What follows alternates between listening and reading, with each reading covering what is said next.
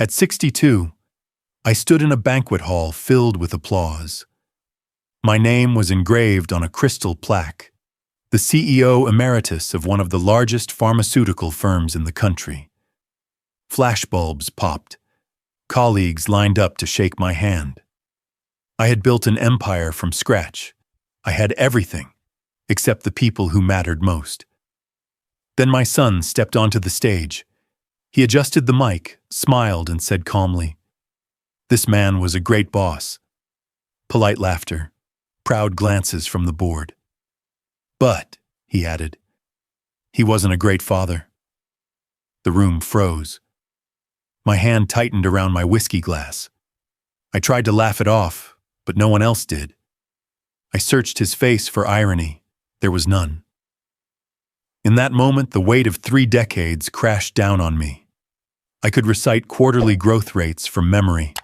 I could list every merger and acquisition. But I couldn't remember the last time I asked my daughter how school was. I had no idea what my son's favorite song was.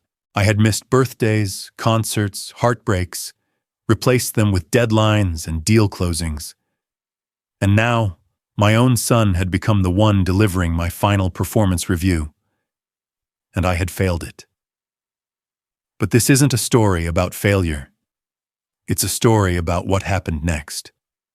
Because when you've built a kingdom and realize the throne is empty, you have 2 choices: defend the ruins or rebuild what you destroyed.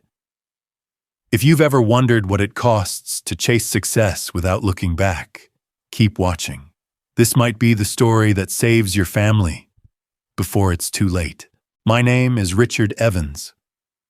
I was born in 1962, on the cold floor of a 2-room apartment in Detroit. My father fixed vending machines. My mother cleaned office buildings after hours. I remember the smell of ammonia and broken coins. I remember the shame of free lunch tickets and worn-out sneakers that never fit quite right. By the time I was 12, I swore I'd never live like that again. I wouldn't just escape poverty, I'd bury it. I studied like a soldier. Honor roll, full scholarship to the University of Michigan, then a fast-track MBA. While my roommates partied, I interned. While they traveled, I networked. I wasn't the smartest, just the most relentless. That's when I met Emily. She was everything I wasn't. Warm, spontaneous, bright-eyed. A music major who taught piano at the local community center. She said my ambition scared her at first, but she fell in love with my drive. I told her she'd never have to worry about security again. She believed me. We got married in a modest chapel, just 2 weeks after graduation. At 27, I landed a sales role at Novagen, a mid-sized pharmaceutical company with big ambitions. I crushed quotas. At 30, I was managing 5 regions. At 33, we bought a house in the suburbs, the kind with white columns and 2-car garages. Emily gave birth to Matthew first, then Lily 2 years later. I held them like trophies, proof that I'd won. I told myself I was building a future for them. Every missed dinner was an investment. Every red-eye flight, a sacrifice. Emily was endlessly supportive. She stayed up late to edit my pitch decks. She folded my shirts for back-to-back trips. On Sundays, when I'd crash on the couch, she'd take the kids to the park so I could rest. We were a team, I thought. I made promises, family vacations, game nights, piano recitals. Soon, I'd say. Next quarter, after this deal closes. And for a while it worked. Raises came. Stock options multiplied. I made vice president before 40. We moved to a bigger house with a wine cellar and a pool. I leased a German car and wore cufflinks. We had a nanny, a cleaning service, a yard guy. I had finally made it. Everyone called me a family man. I smiled for holiday cards. I bought matching sweaters. But behind the smiles were quiet absences, Birthday parties attended via FaceTime. Soccer games I watched through recorded clips. Hugs given to voicemail. Still, I believed I was doing the right thing. After all, my kids had everything. Private school, music lessons, the latest tech, safety, comfort. What else could a good father provide? Then came the subtle shift. I started saying no to the little things. Not intentionally, just reflexively. Dad, can you read me a bedtime story? Not tonight, buddy. Daddy's got a presentation. Can we go to the zoo this weekend? Let's see how my schedule looks, okay? Do you want to hear my new song, Dad? Maybe later, sweetheart. And later never came. To be honest, I didn't see the damage. I thought kids were resilient, that they didn't care about the small stuff. I had grown up without anything. How could they suffer when they had everything? That was my blind spot, because I didn't realize the most expensive thing I ever gave them was my absence. In the conference rooms, I was a lion, respected, admired, feared. But at home, I was a ghost who left receipts and worn dress shoes by the door. Still, I thought I was winning. I believed I was a provider, that I was making the hard choices so they wouldn't have to. It wasn't until much later that I understood I had built a golden cage, not a home. And inside that cage, I had trapped myself. I wasn't protecting my family from poverty. I was protecting myself from intimacy, from vulnerability. I didn't know how to be still. I didn't know how to listen. I only knew how to achieve. And so, brick by brick, I built my empire. What I didn't realize was that each brick came from somewhere else. Missed moments, ignored questions, unread stories, unopened letters. I was so focused on giving my family the life I never had, I forgot to give them the father they needed. And Emily, she was patient. Far too patient. She stopped reminding me, stopped inviting me. She let me work. And that silence, that quiet surrender, it was the beginning of the end. It started with Lily flinching when I raised my voice. Not even at her, just at my phone during a dropped conference call. She was coloring at the kitchen table. I was pacing in the living room, barking orders to a junior analyst who'd messed up a slide deck. I slammed the phone down and turned around just as Lily dropped her crayon. Her hands trembled slightly. "I'm sorry, Daddy," she whispered. For what? She hadn't done anything. But the look in her eyes, it wasn't fear of punishment. It was fear of me. That moment should have stopped me cold. But I had a flight in 2 hours. I patted her head, told her to finish her drawing, and grabbed my suitcase. Emily noticed. She always did. At first, she used to text me updates. Funny things the kids said. Pictures of Lily's school projects. Matthew's first attempt at cooking eggs. I used to respond with thumbs-up emojis and "oh," quick digital affection in between back-to-back calls. Then she stopped sending them. I didn't realize until I scrolled through our thread and saw a week-long silence. I called her that evening. She didn't answer. I tried again. Voicemail. I texted, "Everything okay?" No response. I convinced myself she was just tired, probably busy. But the truth is, I'd made myself optional. The cracks widened with each broken promise. "Dad, are you coming to my recital?" "Of course, sweetheart. Wouldn't miss it." Except I did. The quarterly review got moved last minute. "Dad, are we still going to the game this Saturday?" "Definitely. I already got the tickets." But a client dinner ran late Friday night, and I overslept. Eventually, the kids stopped asking. I remember walking past Matthew's room one night. The door was slightly ajar. I heard him tell Emily, "It's okay, Mom. I know Dad's busy. I don't expect him to come." He said it flatly, not with anger, just acceptance. That hurt more than anything. Emily never yelled. She never nagged. She just grew quieter. She started making plans without checking with me. Weekend trips to visit her sister, school meetings, dentist appointments. I came home one evening and found the calendar on the fridge filled with ink, color-coded for the kids, but nothing for me. I asked why. "You're never here," she said. "I didn't think it mattered." Still, I kept telling myself it was temporary. Just until I closed the new product launch. Just until we hit our revenue target. Just until the next board meeting. There was always a just until. One evening, I arrived home early. By early, I mean 7:30. The house was quiet. Dinner was already over. Plates in the sink. TV on in the background. I walked into the living room and stopped. Above the mantel was a new family photo. Emily and the kids at the botanical gardens. Smiling, radiant. But I wasn't in it. I stared for a long time. Something about that empty space where I should have been felt louder than a shout. I waited until Emily came downstairs. "Nice picture," I said, trying to sound casual. "When was that taken?" "A few weekends ago," she replied, folding a blanket. "Why didn't you ask me to come?" She looked up. No anger, just something colder. "You were in Tokyo," she said. I paused. "Still, you could have waited, or rescheduled."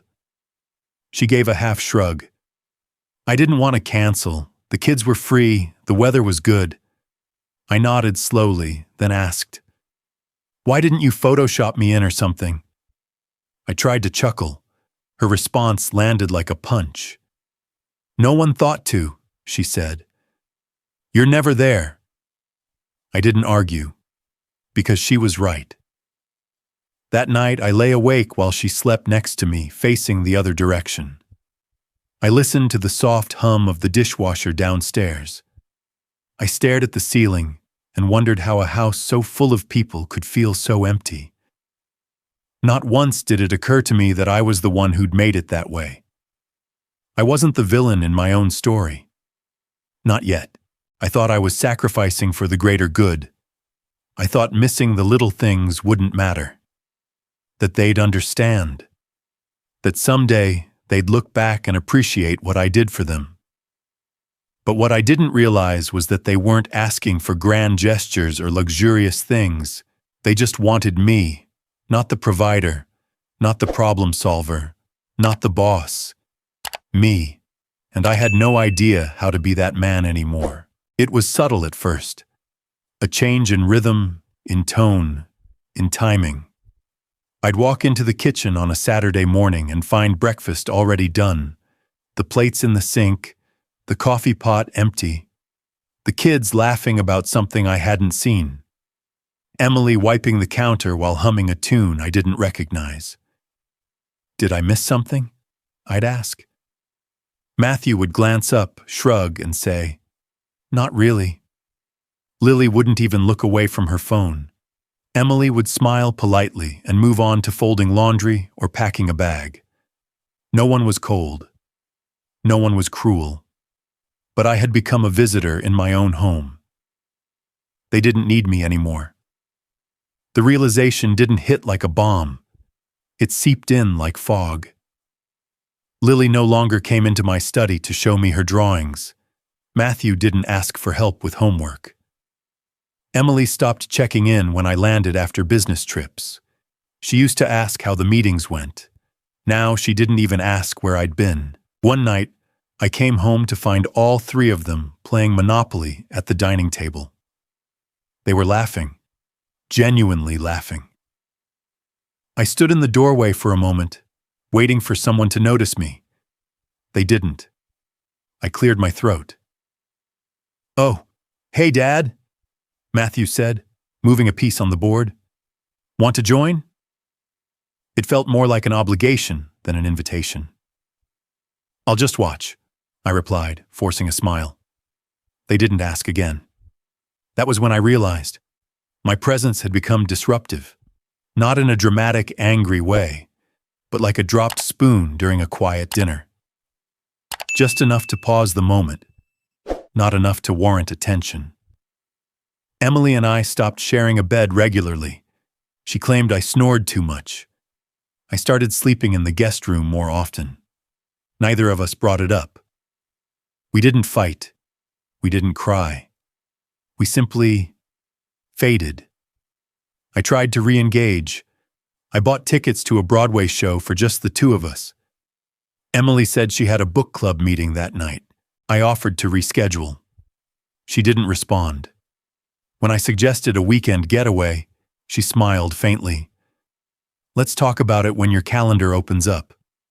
She didn't say no, but she didn't follow up either. I told myself it was just a phase. Then, one afternoon, I came home early from a canceled conference. I walked into our bedroom to grab a jacket and noticed a folder sticking out from Emily's nightstand. I wasn't looking for anything. I was just tired, curious, unthinking. The folder was labeled Summer Transition Plan. I opened it. Inside were school brochures, apartment listings, budget spreadsheets, and a typed schedule labeled Matthew and Lily's daily routine. My heart stalled. There was a note, too, half written, never sent. Richard, I've tried. I really have. But I think the kids and I need space. Just for the summer. Maybe longer. I can't keep waiting for you to notice we've already left in every way but physically. I didn't finish reading it. I stood there, holding the paper like it might shatter. I sat on the edge of the bed. The fan hummed in the background. A bird chirped outside. Everything was painfully ordinary, except the world I thought I knew had shifted beneath my feet. She was planning to leave, not out of hate, not in rage, but because she'd finally accepted the truth. I was no longer part of the family dynamic. And she hadn't told me because she didn't think I'd notice. Or maybe she did tell me in 1,000 ways.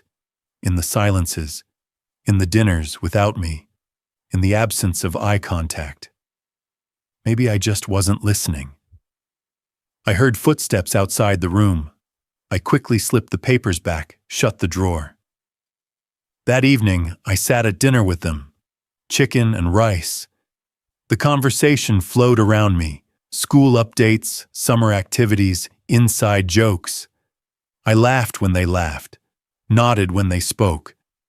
But I was background noise. Lily dropped her fork. I reached to pick it up at the same time she did. Her hand recoiled as if my touch surprised her. We both froze. Then she forced a smile. Thanks, Dad. It felt rehearsed. Emily glanced at me but said nothing.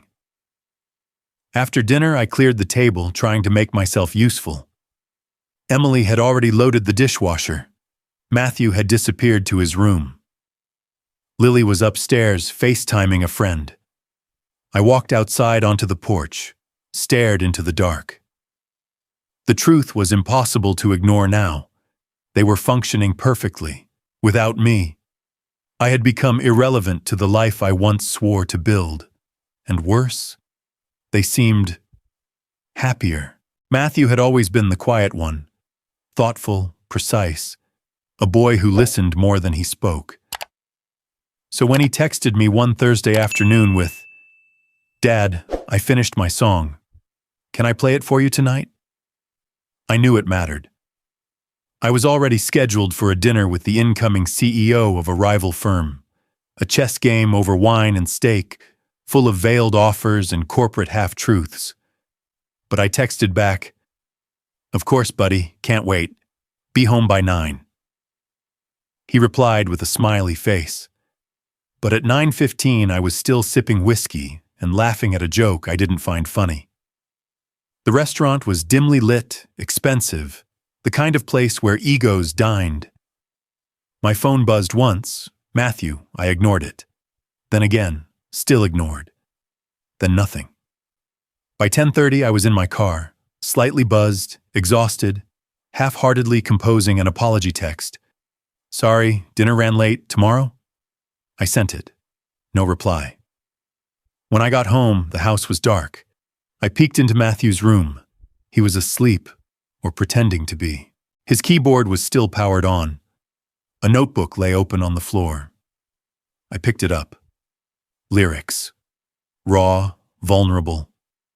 Not just a song, an offering, a glimpse into the world he'd built without me. I placed the notebook on his desk, careful not to wake him. Then I went to bed and forgot. A few days later, while cleaning out my inbox, hundreds of unread emails, junk mail, duplicate notifications. I selected a batch and hit delete. Somewhere in that pile was Matthew's email.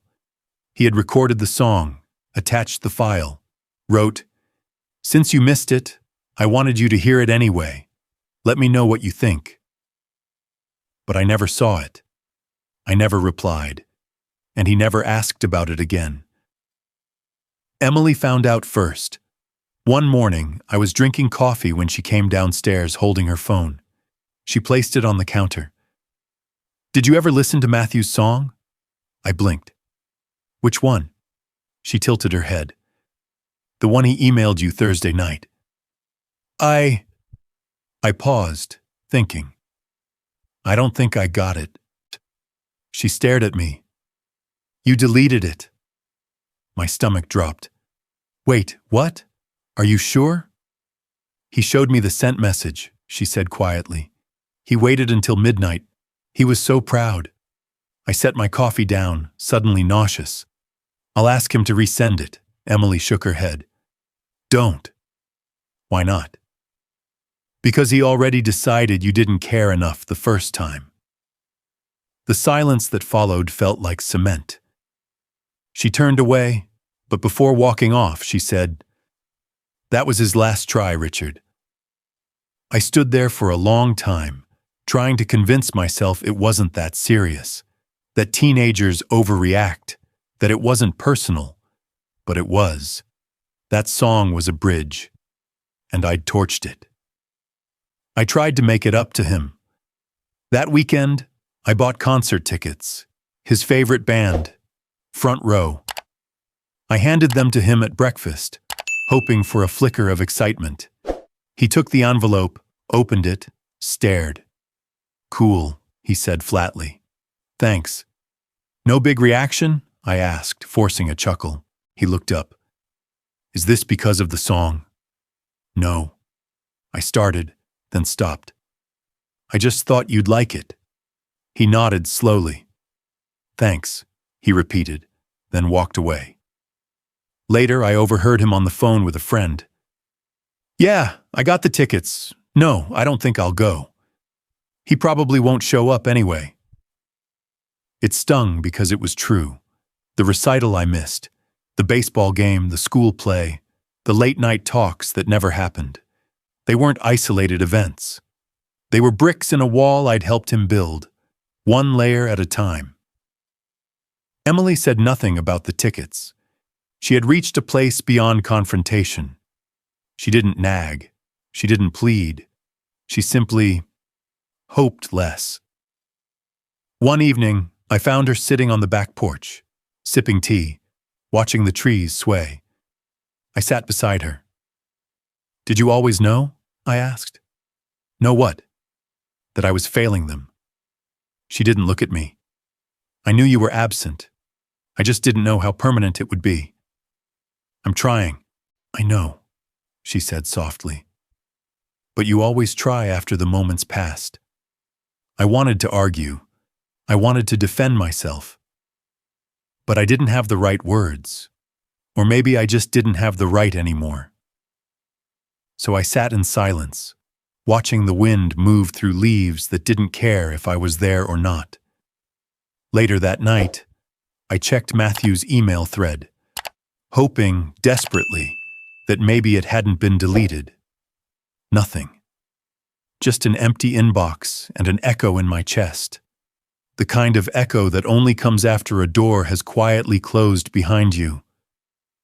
And you're not sure when it happened. The day of my retirement ceremony was supposed to be the pinnacle of everything I'd worked for.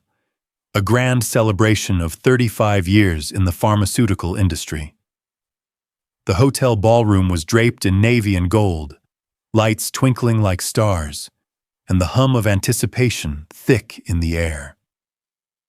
Colleagues from across the country had flown in. Former rivals turned allies were dressed to the nines.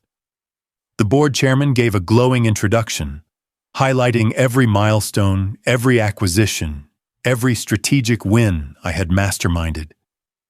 I stood backstage, feeling the weight of decades on my shoulders, but also a strange hollow in my chest. I told myself it was just nerves. This was my moment. When my name was called, the applause was deafening. I walked onto the stage with a steady smile, clasped the crystal plaque in my hands, and began my speech. "I've spent my life chasing progress," I said, voice clear and strong. "Building something bigger than myself, something that will outlast me." Then my phone vibrated in my pocket. A message flashed across the screen. "Lily had an accident. Emergency, please call." I glanced at it, swallowed hard, and silenced the alert. I told myself I could finish the speech first. No one could know. This was the last chapter of my career. I couldn't let anything ruin it. The crowd was watching, cameras zooming, faces expectant. I took a deep breath and continued. "As I retire, I want you all to remember that true success isn't measured in dollars or market share, but in the lives we touch." My phone buzzed again, insistent this time. I ignored it.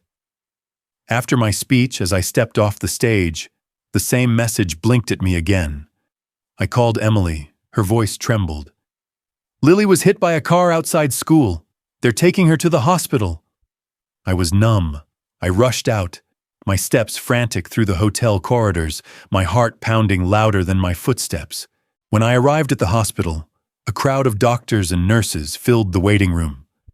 Emily was there, pale but steady, clutching Matthew's hand. Their eyes met mine, filled with exhaustion and something I couldn't read. Fear, maybe, or disappointment. I approached, desperate to help, to fix. A doctor stepped forward. "She's stable now. Surgery was successful, but she's disoriented." "Can I see her?" I asked, voice shaking. The doctor hesitated. She woke up briefly and called for her mother. "Not you." That sentence slammed into me harder than any physical blow. Emily looked away. Matthew's grip on her hand tightened. I felt invisible. I had been invisible for years. I'd spent decades building an empire, only to realize that the people who mattered most didn't see me when they needed me most. In that sterile hospital room, surrounded by the hum of machines and antiseptic, the truth I'd avoided for so long was laid bare. I had chosen my career over my family. I had let time slip away like sand through my fingers, and now I was paying the price. Days passed in a blur. Lily was recovering, her strength returning slowly. She held my hand once, briefly, and said, "Dad." It was the first time in years she had called me that without hesitation. But the damage had been done. Emily's silence was louder than words. Matthew avoided eye contact. The family I had promised to protect felt further away than ever. One night, I sat alone in the hospital chapel, the weight of regret crushing me. I whispered to the empty room, "How did I let it get this far?" There was no answer, only the echo of my failures. I knew then that this moment was my reckoning. I could either continue to be the absent father, the distant husband, or I could fight to reclaim what I had lost. The road ahead would be long and uncertain, but I was finally ready to take the first step, 3 days after Lily was discharged, Emily called for a family meeting. It wasn't framed as such, not in words, but I knew. She simply said, "We need to talk. Tonight. All of us." Her tone left no room for excuses, not that I had any left. I came home early, sat on the living room couch like a man summoned to court. The house was dim, quiet. The kind of quiet that fills you with dread. Emily sat across from me, a folder in her lap. Matthew leaned against the wall, arms crossed. Lily sat on the stairs, hugging her knees. Emily opened the folder. It was thick, heavy. "This," she said, voice steady, "is a record of everything you missed." She placed it on the coffee table and slid it toward me. I opened it. The first page read, "Matthew's 5th birthday, business trip to Chicago." I turned the page. Parent-teacher conference, no show.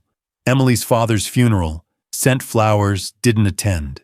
Page after page, line after line. Each one a tiny betrayal I had justified at the time. By the third page, the ink blurred. I wasn't crying, not yet, but my eyes refused to focus. I closed the folder halfway through. "It's 6 pages, Emily said. "I stopped last year. It wasn't worth keeping track anymore." My throat closed. I wanted to say I was sorry, but the word felt inadequate, almost insulting. "You kept a list?" I finally asked, barely above a whisper. "No," she replied. I remembered everything. I only wrote it down last week, after the hospital. I looked at Matthew. His eyes were blank, distant. "Son," I said, "I know I let you down. I'm trying." He cut me off. "I don't want you to try. I wanted you there." His words hit like a hammer. He reached into his backpack and pulled out a weathered notebook. "This is my journal," he said. "I started it when I was 11. After you missed my recital," he tossed it on the table. I hesitated, then picked it up. I flipped to the first page. The handwriting was young, uneven.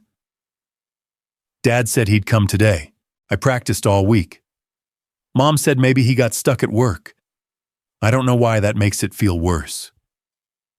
My heart cracked. I turned another page. "He missed my soccer game again. It's like I don't matter. I want to stop caring, but it still hurts." And another. "I wrote a song today. I think he would have liked it, but he probably won't listen." I stopped. The silence in the room was suffocating. "I didn't know," I said. "No," Matthew snapped. "You didn't want to know." He wasn't shouting. His voice was calm. That made it worse. "I kept hoping," he said. "Year after year, and every time you said you'd be there, I let myself believe it." His jaw tightened. "Do you know what it feels like to be disappointed by someone you still love, over and over again?" I couldn't answer. Emily reached for his hand, but he pulled away. "I'm not doing this for drama," he said. "I just need you to hear it, to finally hear me." "I do," I said. "I hear you now." He shook his head. "No, Dad. You're just listening.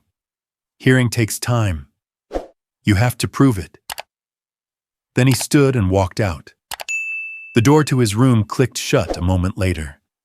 I sat frozen, the journal still in my hands. Lily's voice broke the silence. "I stopped writing letters to you," she said softly. "I used to leave them on your desk. You never answered. So I stopped." I looked up. "You left me letters?" She nodded. "Drawings, notes. One time I asked if we could build a birdhouse. You were in Tokyo." Emily cleared her throat. Her eyes were wet now, though her voice remained composed. "I want to believe you can change," she said. "I really do." She stood and walked toward the hallway. "But I can't ask the kids to risk their hearts again. Not unless you're ready to be more than words. And then she was gone. I was alone with a folder of absences and a notebook full of pain. I sat there for hours, didn't move, didn't blink. I reread the journal cover to cover. Every page, every hurt, every quiet cry for connection I had missed. My entire fatherhood, reduced to apologies I never gave, promises I never kept. It was no longer about regret, it was guilt, heavy, suffocating guilt.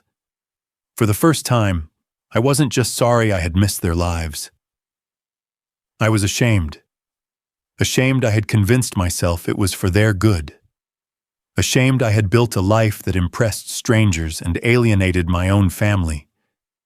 And for the first time in decades, I had no idea what to do next. The morning after the confrontation, I woke up before the sun. Not from an alarm. My body simply refused to sleep.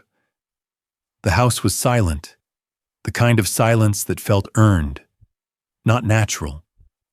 I made coffee, sat at the kitchen table, and stared at the folder and the journal still lying there from the night before. Then I opened my laptop. I typed up my resignation. Not a sabbatical, not a temporary leave. A full, unequivocal departure. The email to the board was brief. Effective immediately, I am stepping down from my position as CEO. I've realized that building a legacy at work means nothing if it costs you the love of your family. I will not spend the last decades of my life alone in a house of accolades. Success cannot replace presence. And I have been absent far too long. I hit send. The weight in my chest didn't lift, but it shifted. A kind of painful relief. A few hours later, my phone lit up with missed calls, emails, and voicemails. I didn't answer. I drove to the office one last time. Colleagues stared. Whispers followed me down the hallway. My assistant looked at me like I'd gone mad. "You're really doing this?" she asked. I nodded. I left my keycard on her desk, took down the framed award plaques from my office wall, walked out of that building, and didn't look back. That afternoon, I began dismantling my life. I canceled my golf club membership, sold the sports car, donated half my suits. In my home office, I boxed up every award, trophy, and commemorative plaque. Years of external validation now felt like weights chained to a version of me I no longer recognized. I kept one photo, an old one. Emily and the kids at the beach, all of us smiling. It was before I started missing birthdays, before I became a ghost. Then I tore down the shelves and painted the walls. That room would no longer be a shrine to who I had been. It became a family space. Beanbags, a bookshelf, art supplies, a second-hand keyboard for Matthew. I didn't tell anyone what I was doing. I just did it. By the end of the week, I'd done something else, too. I applied to be a volunteer assistant at Matthew's school, specifically the music department. It felt symbolic, hopeful, a way to connect. The application was short, the interview even shorter. The principal, a kind-faced woman in her 50s, scanned my resume. "Your background is impressive," she said, "but we're looking for people with hands-on experience with students." "I can learn," I replied. "I'm committed." She gave a polite smile. "It's not about willingness, Mr. Evans. We need familiarity. A comfort level. You've never worked with kids before, correct?" I nodded. She closed the folder. "Thank you for coming in, but we'll have to pass." The rejection felt sharper than it should have. I stood up, shook her hand, and left the building feeling smaller than I had in years. Even when I tried to rebuild, I wasn't immediately welcome. I'd burned too many bridges, some of which I never knew existed. At home, I stayed present. I didn't make grand speeches. I didn't ask for forgiveness. I just showed up. I made dinner. Badly. I picked Lily up from school, even when she didn't say much in the car. I asked Matthew if he wanted to teach me how to use the keyboard. He raised an eyebrow, but nodded. Emily watched all of it quietly. She didn't praise me, didn't congratulate me, but she let me be there. One night, she found me folding laundry, something I hadn't done in years. "You're really doing this," she said, almost to herself. "I'm not trying to impress anyone," I replied. "I'm just trying." She nodded, and for the first time in weeks, her hand brushed mine. It wasn't a hug. It wasn't a kiss, but it was something.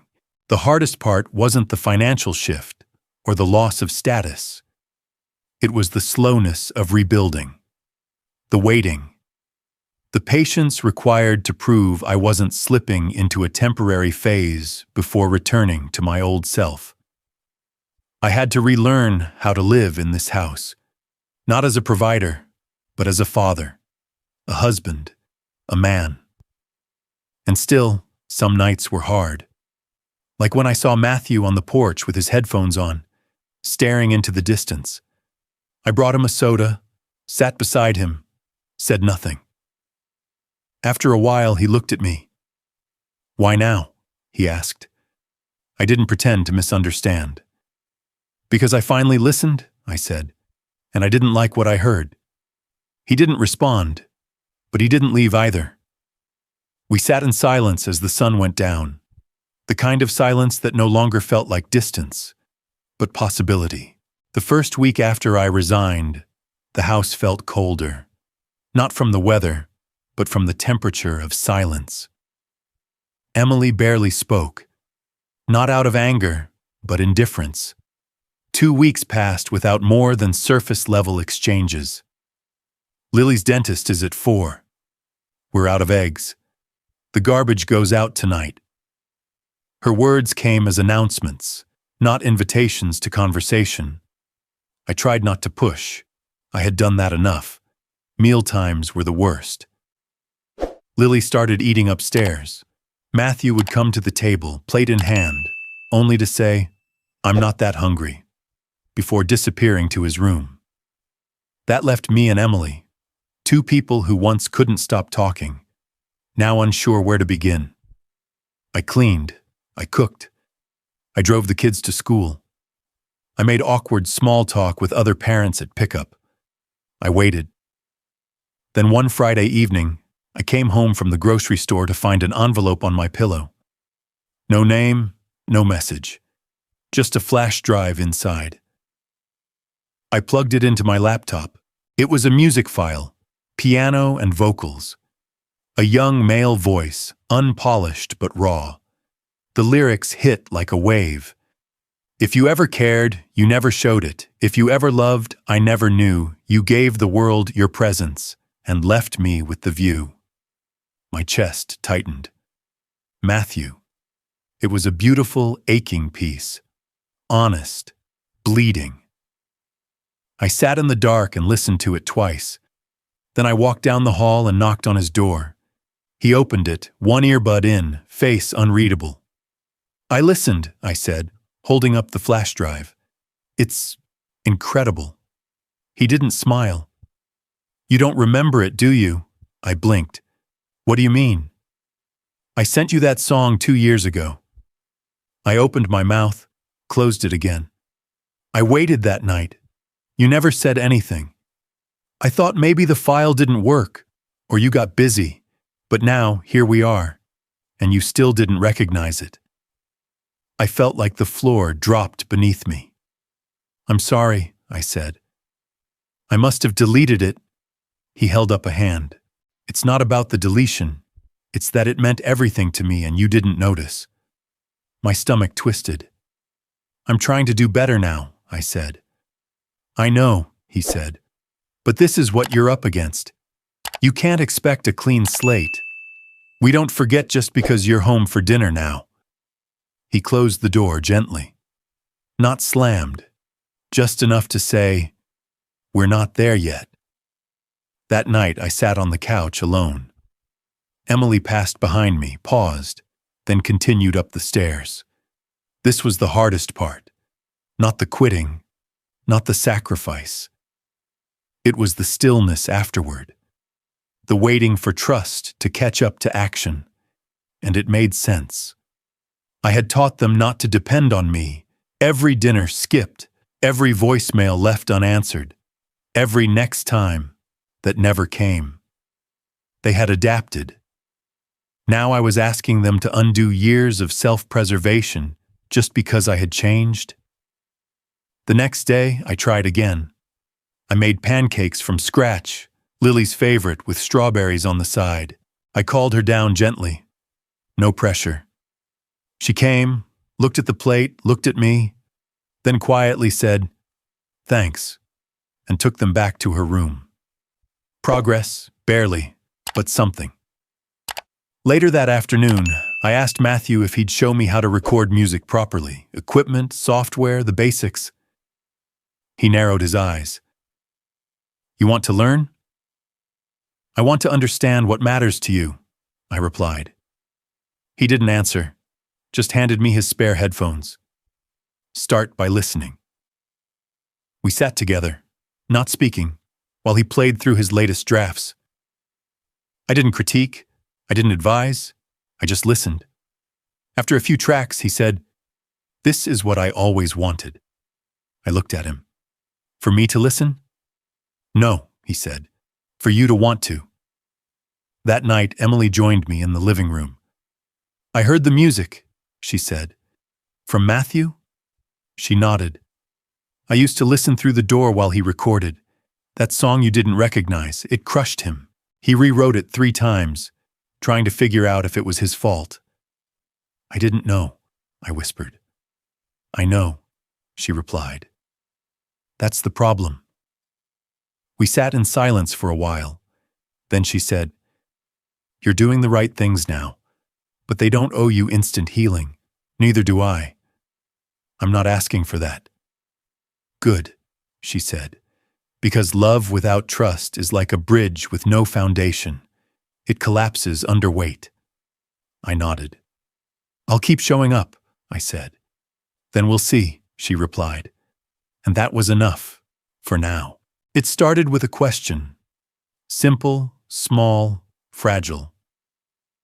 "How was your day?"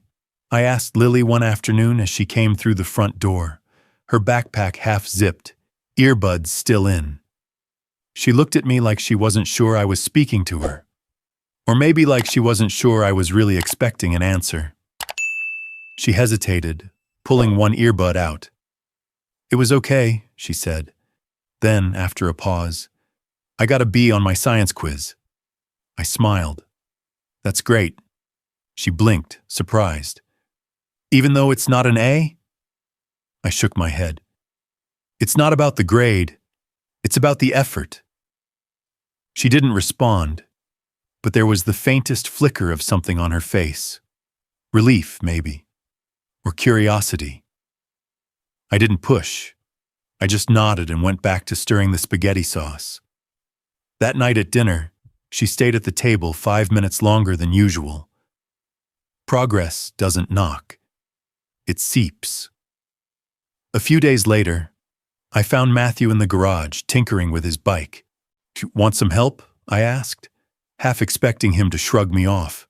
Instead, he handed me a wrench. "Hold this," he said. For 20 minutes, we didn't talk. We adjusted brakes, tightened a loose chain, wiped down the frame. And when we were done, he didn't rush back inside. He leaned against the wall, arms folded. "You still suck at chess?" I laughed. "Haven't played in years. I'm probably worse." "Want to lose tonight?" "Sure," I said, smiling. That evening, we set up the board. He beat me in 12 moves. "Still predictable?" he teased. I grinned, still proud. The routines began to shift. I started packing Lily's lunch. Not with anything fancy, but with the care she used to beg for when she was 7. I tucked in a sticky note. "You've got this." The next day, she didn't mention it. But the note came back, folded carefully in her pocket. I left another one. This time she smiled when she opened it. The biggest surprise came one Saturday morning. I was organizing old boxes in the attic when Lily appeared, holding a small notebook. "This is for you," she said, handing it over without explanation. I sat on the floor and opened it. Inside were lists, drawings, notes. Dad's favorite color, blue. Dad hates onions, I think. Dad loves baseball. Or was it football? Dad's favorite song, Dad's birthday, June 7th, July, page after page of guesses. She had been trying to know me all these years, quietly, desperately. I looked up. "You wrote this?" She nodded. "When?" "Started when I was 9. And why give it to me now?" She shrugged. "I figured you should finally know how much I didn't know about you." The weight of that hit me like a punch to the gut. I flipped to the back page. Dad's laugh, rare but nice. I closed the book gently, holding it like something sacred. "I didn't know you were keeping this," I said. "That's kind of the point," she replied. I hugged her, and for the first time in years, she didn't stiffen or pull away. Even Emily began to thaw. She still kept her distance, but it was softer now, less guarded. She'd let me wash the dishes while she read on the couch. We'd exchanged looks that lasted a little longer. She corrected my posture while I folded laundry, not because she cared about the laundry, but because she was standing close again. One night, I brought her tea.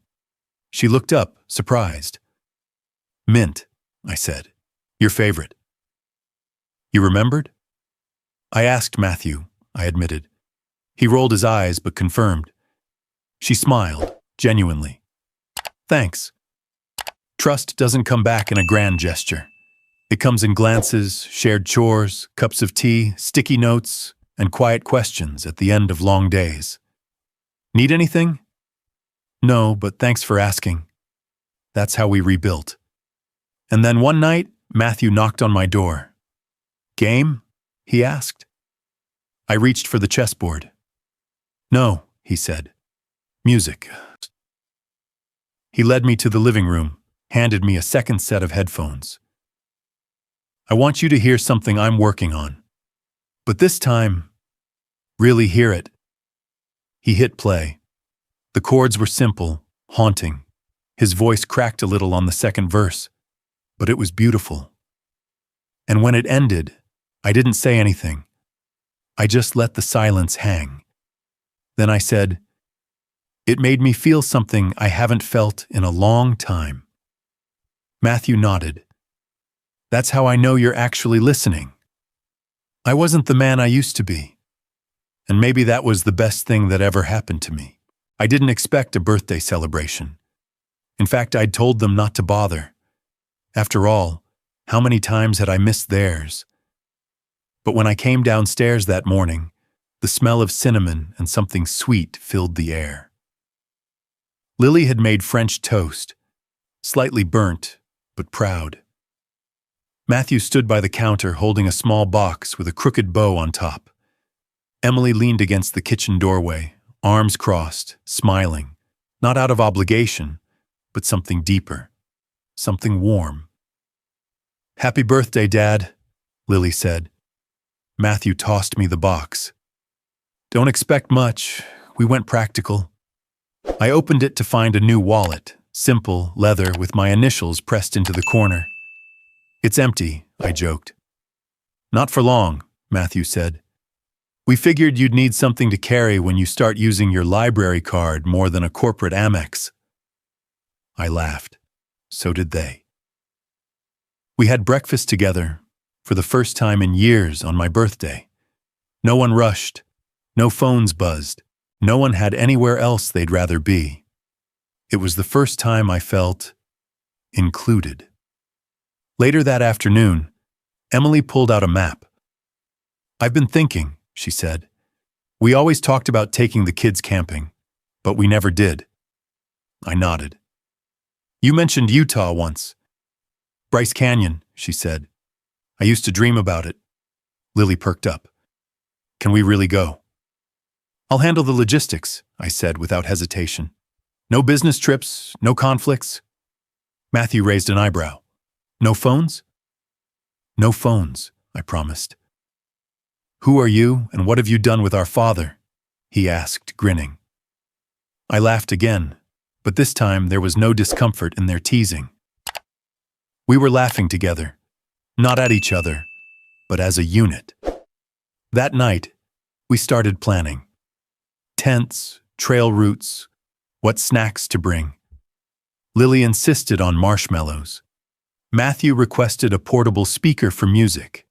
Emily made lists, just like she used to. It felt like rewinding time, but not in the sense of reclaiming the past. More like finally living a version of it that had always been possible. Had I just chosen it?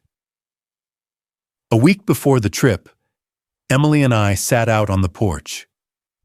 The stars were faint above the city lights, but the quiet between us felt full instead of empty.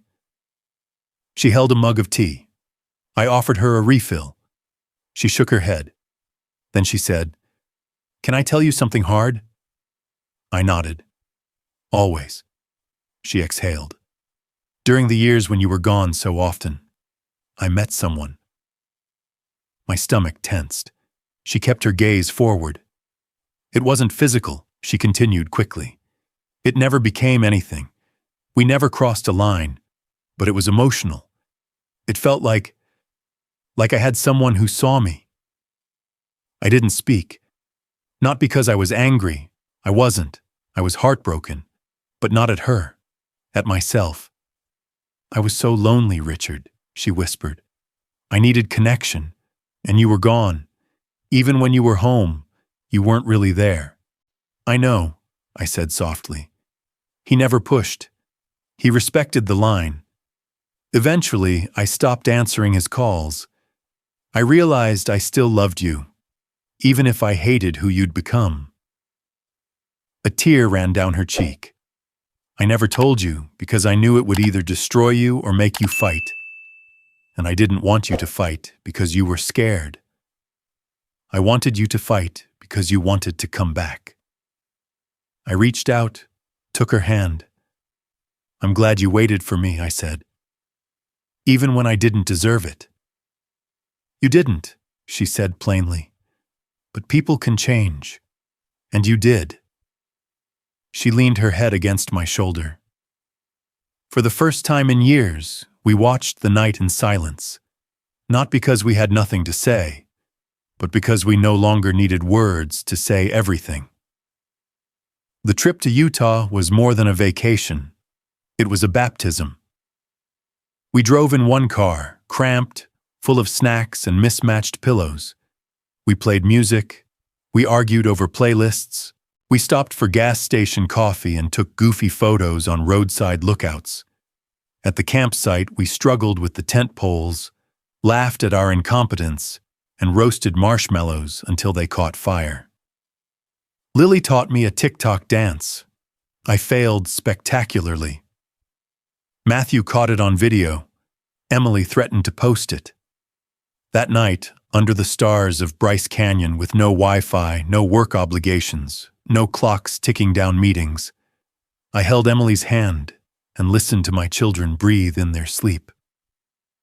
I didn't feel like a man who had changed. I felt like a man who had finally arrived. On the last day, as we packed up, Matthew handed me a small piece of folded paper. "What's this?" I asked. "Read it later," he said. In the car, I unfolded it. "I used to write songs about how much you weren't there. Now I think I'll write one about how you finally showed up. Thanks for not quitting on us." I closed my eyes and let it sink in. This wasn't forgiveness wrapped in a bow. It was something better. It was family. I never imagined myself on a TEDx stage. Not because I wasn't used to public speaking. I'd given hundreds of keynotes, earnings calls, and strategy rollouts. But this was different. There were no slides behind me, no revenue charts, no product roadmap, just a black backdrop, a red circle, and a single microphone. The topic they'd asked me to speak on was redefining success. I stood there, took a deep breath, and began. When I retired, people congratulated me. 35 years in the pharmaceutical world. Dozens of patents launched. Market cap tripled. And yet, none of that is what I think about now. The audience was silent. What I regret most, I said, is not something I failed to build, but the moments I failed to witness. I paused. The birthdays I missed, the questions I didn't hear, the first heartbreaks I didn't know happened, the school plays where there was one empty seat in the front row. That was mine. A murmur rippled through the room. For years, I believed I was sacrificing for the sake of my family. Long nights, travel, deals, always for them. Or so I told myself. But the truth is, I was hiding. Hiding behind productivity. Hiding from vulnerability. I knew how to conquer markets, but I didn't know how to sit still on a couch and just be there. I looked around the crowd. Young professionals, new parents, students, executives. I was the man people admired. The one on magazine covers. The one who flew first class while my son wrote songs about a father he never saw. A hush. I didn't lose my family in a dramatic explosion. I lost them one unread bedtime story at a time. One rescheduled dinner. One late reply to a drawing taped on my office door. I let the silence linger. But I got lucky, I said. Because they didn't give up on me. Because I finally decided to stop measuring life by promotions and start measuring it by presence. A few heads nodded. One woman wiped a tear. I continued. My daughter once gave me a notebook filled with guesses about who I was. She didn't know my favorite color or my favorite song. She had to guess, and almost every guess was wrong. Because I never gave her the chance to know me. Or the opportunity for me to know her. Now I could feel the air shift, softened by emotion, sharpened by truth. I don't tell you this for sympathy. I tell you this because some of you might be on that same path. Right now. You might be missing dinner tonight, or answering an email instead of a question from your kid. And I get it. I've been there. I stepped slightly forward. But if you remember anything from this talk, let it be this. There is no bonus check, no title, no stock option that can hold your hand when you're old. No one asks for your resume on your deathbed, but they might ask, "Were you there?" I looked down, smiled softly. I'm here now. Not just physically, but emotionally.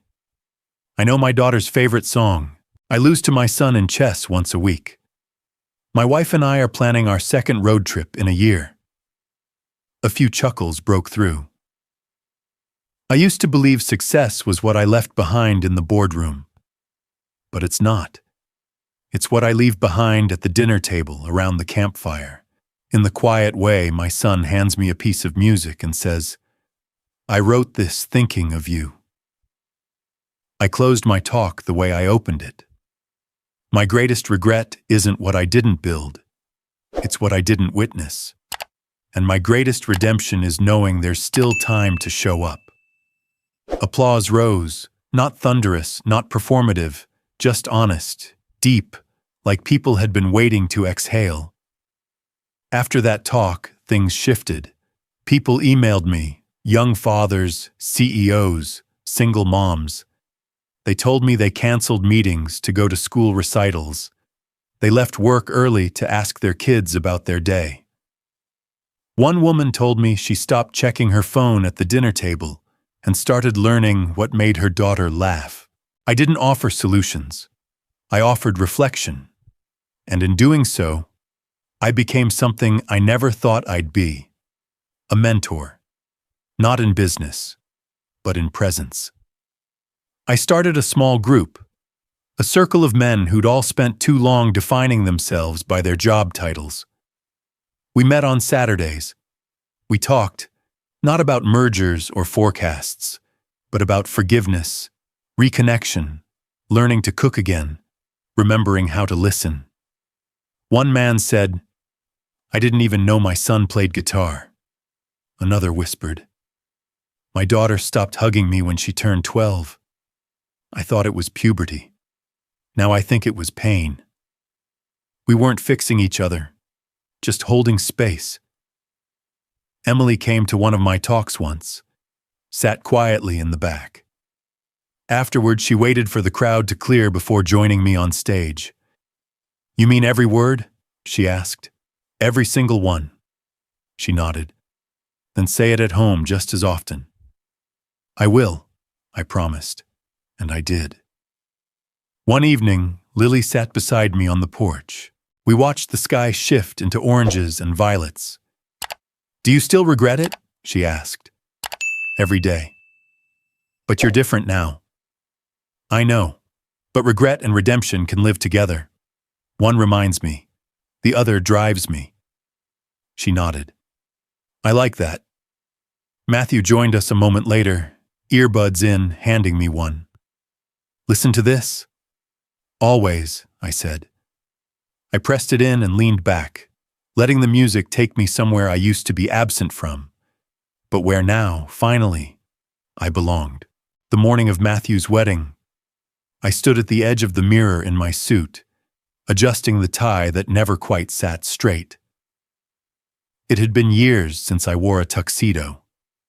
This time, though, it wasn't for a board meeting or a gala or a corporate banquet with an open bar and inflated applause. This was different. This was the kind of moment I would have missed in my previous life. The kind of milestone that used to appear in photos sent to my inbox, or in stories told days later over lukewarm takeout. Now, I was here, present, fully, deservedly.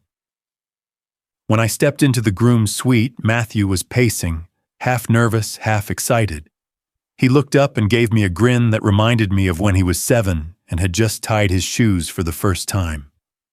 "You look good, Dad. You clean up all right yourself?" He paused, then said, "Thanks for being here. I wouldn't miss this for anything." We hugged, quick but real, the kind that had weight behind it. The ceremony was outdoors. Late afternoon sun filtered through trees, catching every shimmer of the string lights above. As the officiant spoke, I watched my son hold hands with the woman he loved, and I realized something remarkable. He had become a man with roots, with emotional intelligence, with loyalty. He had become what I once failed to be.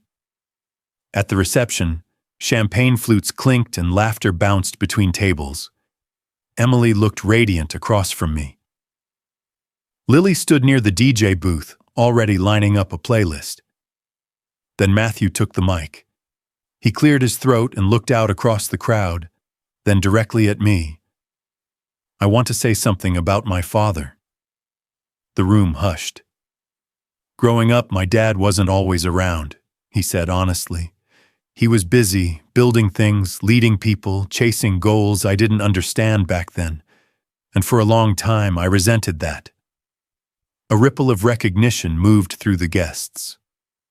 "But then, something changed," he continued. "Not because I asked for it, not because we gave an ultimatum, but because one day, he chose us." He turned fully toward me. "Dad used to be the man who led a global company. He made decisions that changed industries. But now he's the man who asks how I'm doing, who listens to my music, Who knows the name of my favorite band? A pause. You used to be the boss of the world. Now you're the man I want to become. That was it. No hyperbole, no rehearsed flourish. Just truth, spoken with a clarity that split me open. I stood, walked toward him, and we embraced. Longer this time. No pats on the back, no rushed release. Just father and son, finally equals in the way that mattered most. When we pulled apart, my eyes were wet. So were his. Proud of you, son. Thanks, Dad. Later that night, after the cake had been cut and the dance floor filled with slow sways and laughter, Matthew pulled me aside. I have something for you, he said, reaching into his pocket. It was a flash drive. No way, I chuckled. He smiled. Call it symmetry. What is it? A song. One I wrote just for today. For you. He didn't say more, just pressed it into my hand and walked back to his new wife. I went home and listened to it that night, in the quiet of our living room. The piano started soft, familiar but reimagined. His voice was fuller now, more assured, and woven into the melody were words that felt carved out of our story.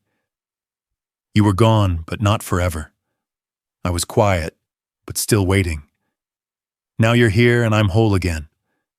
A father, not in title, but in presence. Near the end of the song, there was a pause, then a whisper. Thank you for coming back.